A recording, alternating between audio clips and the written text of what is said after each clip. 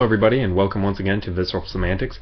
Before I begin this video, I actually have a small apology to make, and that is for two things. One is the frame rate of the videos.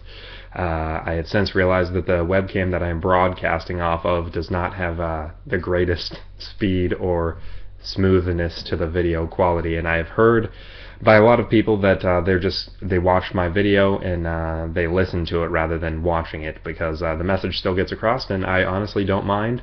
However you enjoy the discussion or partake in the discussion is fine and dandy with me. I'm doing this only for those who care, so it doesn't really matter how you care as long as you do. Yeah, it's fine with me. And the second thing I'm going to apologize for is how little sleep I had in the initial video and how late at night I did it. I had since realized also, since watching the video, how many times I said the word and how many times I just stood there and stumbled over words and thoughts, and I'm sorry for that. It probably shan't happen again, but there's a small possibility it may, so I'm sorry for the near future wreckages of videos that may exist.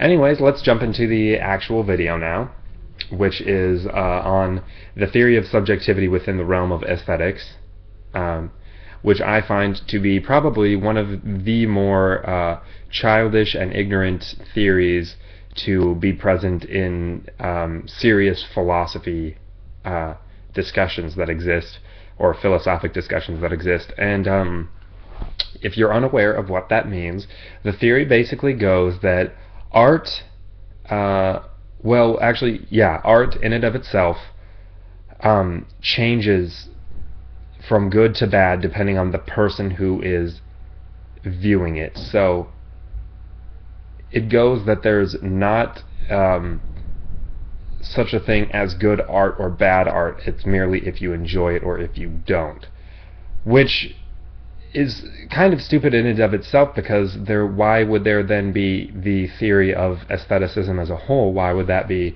a study of mankind? And why would people desire to actually put a lot of time and effort into making art if it changed depending on who's viewing it?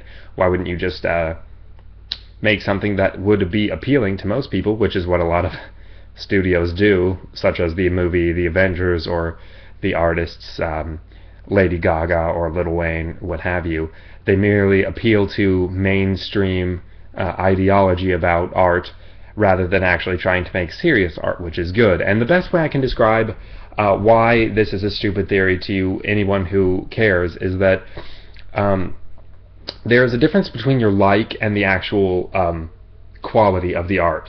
So say I like a lot of, well, not a lot of, but I like some terrible pieces of art. I like some terrible bands, and I like, well, not even terrible bands, but just not good bands, and I like some not good films.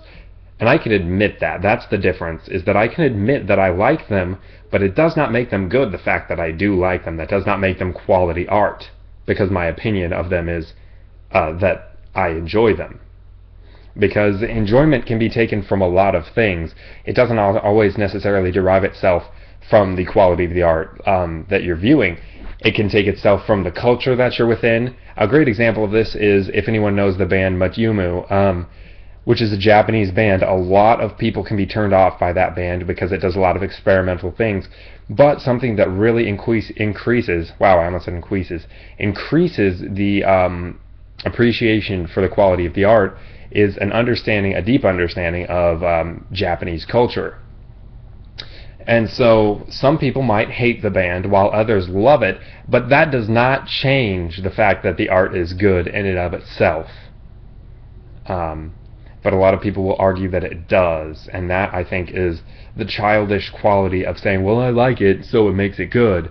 And I think that is a very inappropriate and very immature and flawed way of using philosophy to think about art.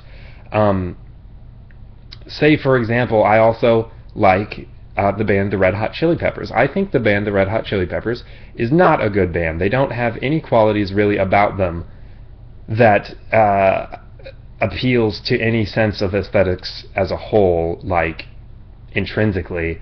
But I enjoy them because I grew up listening to the records, and there's something about the culture that I was raised upon and in that I remember and I feel back when I listen to the music, and it's that sort of sense of nostalgia that I really enjoy about the Red Hot Chili Peppers.